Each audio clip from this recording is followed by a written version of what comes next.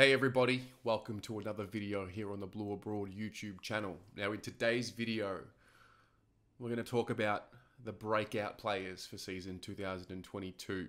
We've had a full preseason, a couple of practice matches, and I wanted to wait until those practice matches were finished before I put in my personal predictions. And basically I'm going to run you through 5/6 names here, and then I'm going to pick the one that I think will be the key breakout player for the year. So, and these are really guys that have impressed me over the preseason with their body of work. I think there's a few things that I've been looking for with this list. It's, what does their body composition look like? Do they look different to last year? Have they clearly put on size or lost a bit of weight or just looking a little bit leaner and meaner? And that was the first thing. The second thing was obviously going to the open training sessions and the two practice matches and watching what their role is going to be moving forward and how it suits them. And then their form. I know they are preseason matches, but ultimately form is form, and that's how you pick yourself for the round one side. So these are the guys who I think have really stood out over the course of this preseason, and the guys that I'm looking for to really take themselves up another level. We did that video a few weeks ago with the tiers, and these are the guys who I think can elevate themselves up. So the first one is Zach Fisher. Now, I think he's had an exceptional preseason. If you look across his two preseason matches, 24 possessions, 2 goals, just looking really sharp.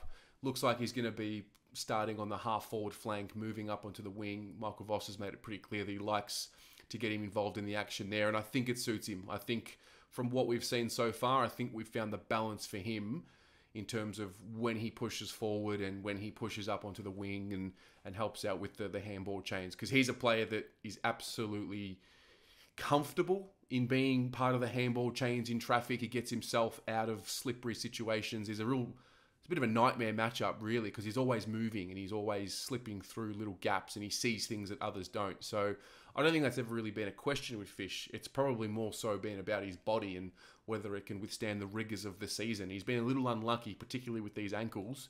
But, fingers crossed if he can just, this is the common question and theme with Carlton players, if he can just stay healthy for 15 straight weeks, then, we've got a handy player on the list. So I think Fisher has had a really good preseason. He's one I'll definitely be keeping an eye out for this year.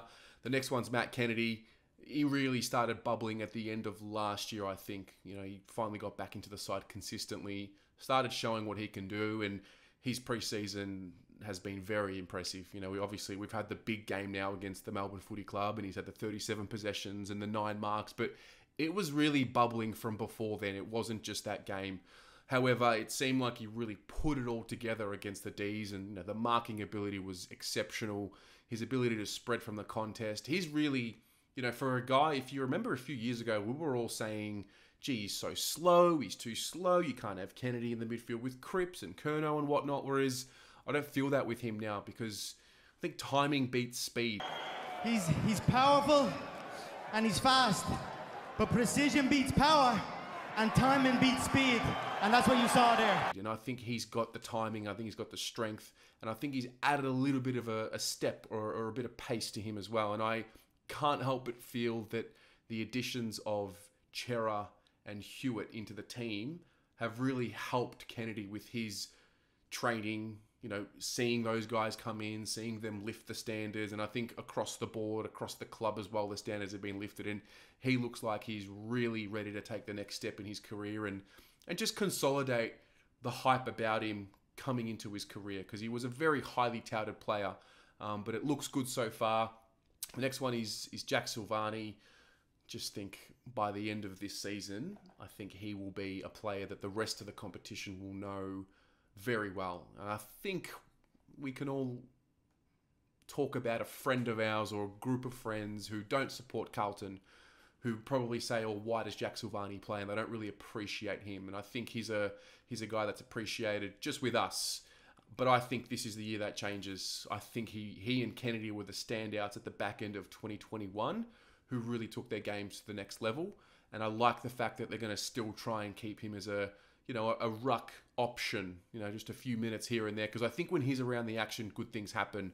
I like the fact that when he's in the forward line and he's got the small forwards there, the pressure's there, he plays with the heart and soul and the spirit that we all love and really adore. And that's why we love Jack Silvani, because he brings the heart and, you know, the pride for the jumper into the way he performs.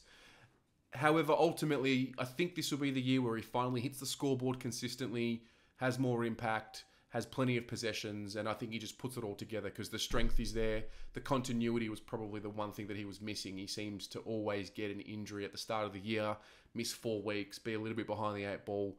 Then he finds his way to find his groove throughout the season. But this year, I think it's Jack's year. I really think this is the one where Jack comes of age. The next one is Mitch McGovern. Now, obviously being widely reported about the move down back, it looks like we're going to be changing up the way we set up down back. Instead of having, you know, 2 key pillars in Wiedering and Jones, it's going to be Wiedering with McDonald and McGovern. And McGovern will play that spare man in defence, or that Jake Lever type role, the intercept player. And I think it suits him. I think what we do now is we move McGovern to a situation where the ball's coming to him a bit more. He can read the play before it happens, and he can react from there. I don't know if him as a forward was the option. My housemate used to tell me all the time that he's a defender, and I never used to really buy into it. I didn't believe that just because Jeremy could do it, that Mitch could. But Mitch seems to be playing and training and just moving with a real purpose and a desperation to, whether it's prove himself or repay the faith. I think the one thing you can not take away from Mitch McGovern is he cares. He definitely cares, and I think he himself would be his biggest critic. And so I'm hoping that this move down back really reinvigorates him. I think what we saw against the D's, if that's the kind of Mitch McGovern we're getting, then we're in for a treat, because he's got attributes: solid kick, solid hands, solid mark.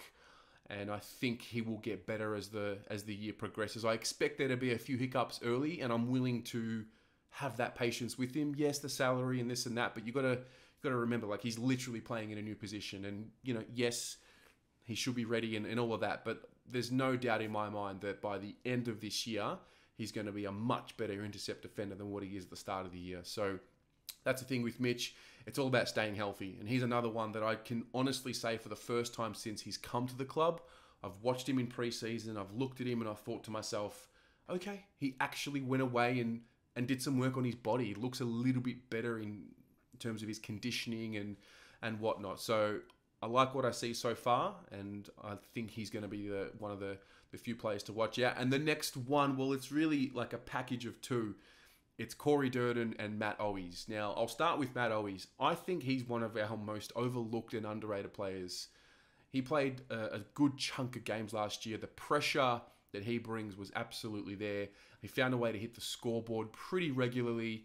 I liked what he did, and I think he's primed this year to really break out into another level. And I think when you look at his story, I chatted with him back in 2019 now. I think he was one of the first player interviews I did on the channel. He played basketball down at Hawaii. He understood how to be a professional, and he learned the early stages of being a professional from the American system. And I think that is going to pay dividends for him now in his career. He looks like a guy that is in serious condition, both physically, mentally. I like what I see from him. I think his confidence is there. I think he truly believes that he can impact, and not just for Carlton, but in this league. And I am very interested to see how he carries on with his form this year. If you look at his body, the upper body, he's done something in the off-season. He's really put the work in to get that strength in the upper body. He's an underrated mark. I think he can take a strong mark when required. The pressure is, you know, exceptional. And I'm looking at him. I think he really can kick somewhere between 20 and 30 goals this year. I really do believe he can average a goal a game. Durden, not dissimilar, a little bit younger. I'll be honest, going into the preseason, I just wasn't sure how much of a leap or how much of a jump he could make. But after seeing his preseason form and seeing the speed that he has, the size that he now has on his body, which it'll only get better, I would imagine.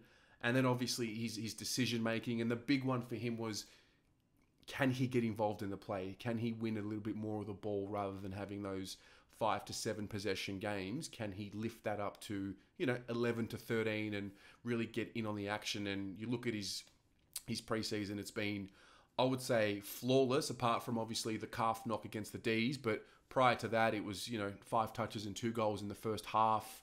He had 16 touches and a couple of goals against the Saints. So it looked solid. And I think the package of Owies and Durden is exactly what we've been crying out for in this forward line. I think the speed in which they get to opposition players once they have the ball is going to be a real treat for us. And when you combine them with Jack Silvani, I think these two guys are really going to step up and lock themselves in. I just wasn't sure if we could play both of them, but after seeing what I've seen in this preseason, I personally will have them both in the team in round 1. So I'm excited. Now, if I had to pick one player who I think, at the end of the year, who is our breakout player, I think it's Jack Silvani. I think this is all building up towards Jack Silvani's breakout year. I mentioned it before, the coming of age year. I think this is it. He's been in the system now for a while. He's dealt with the injuries. I think the body's finally starting to get to a point where he's a man. It's a man's body. It's still probably moving away from the boy tag and he's really moving into this manhood.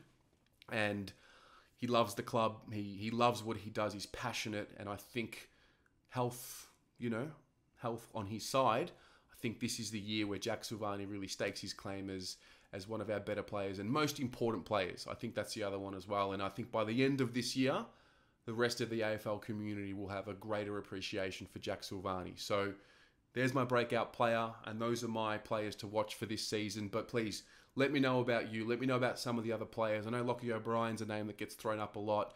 Zach Williams is another one. So let me know what you think. Who is going to be our breakout player for season 2022? And who are some of the other players that you're really keen to see how they perform this year?